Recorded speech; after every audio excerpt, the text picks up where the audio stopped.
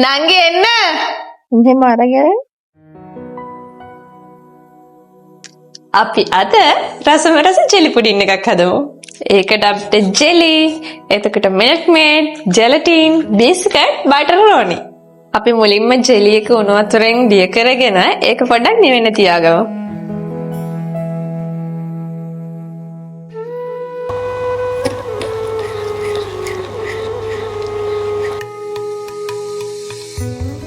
මේක කැට නැති වෙනකන් සීනි ටික දිය වෙනකන් හොඳට කලවම් කර ගන්න ඕනේ.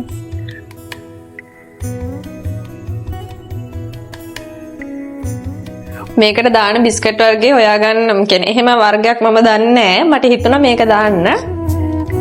මම මේක දානවා. මොකද මම මේ බිස්කට් කන්න ආසයි.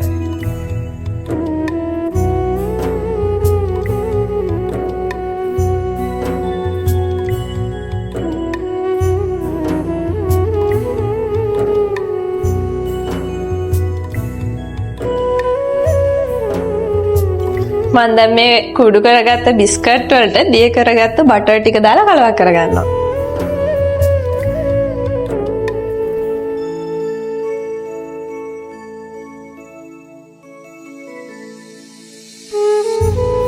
ඔන්න දැන් අපේ පළවෙනි වැඩේ ඉවරයි.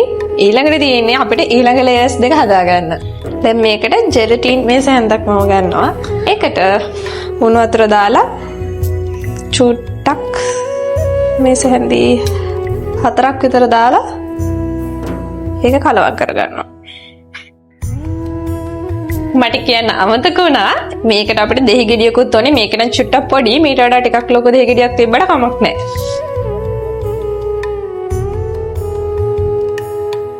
අපි මිරික ගත්ත දෙහි ටිකට දැන් මේ මිල්ක් මේඩ් එක දාගමු.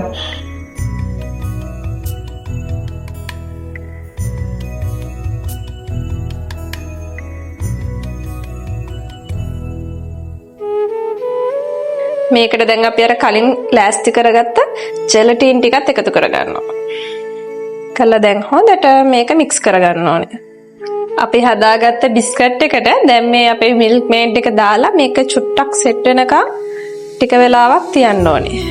පොඩි අවුලක් ගිහිල්ලා තියෙනවා වගේ උනාට මේක සෙට් වෙලා දැන් අපි ජෙලි එක දාලා ජෙලි එකත් සෙට් වෙනකන් මේක ෆ්‍රිජ් එකේ සාමාන්‍ය කොටසේ තියලා තියමු. වැඩේ ජිරිබිරි සෙලක් දැන් නැටිය ලොක් කැලි ගමන ඇතුලේ තව ලේයර්ස් දෙකක් තියෙනවා.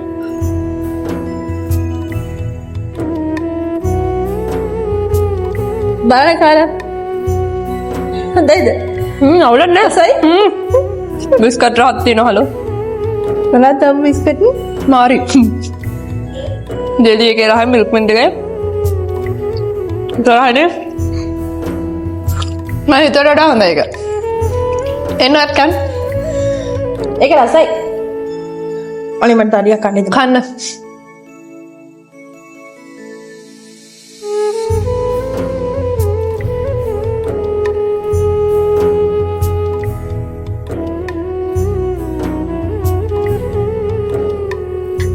ඔන්න ඔහොම තමයි අපි අද ජෙලි පුඩින් එක හැදුවේ. එහෙනම් ඉතින් අපි තුන්දෙනාත් එක මේක කනවා.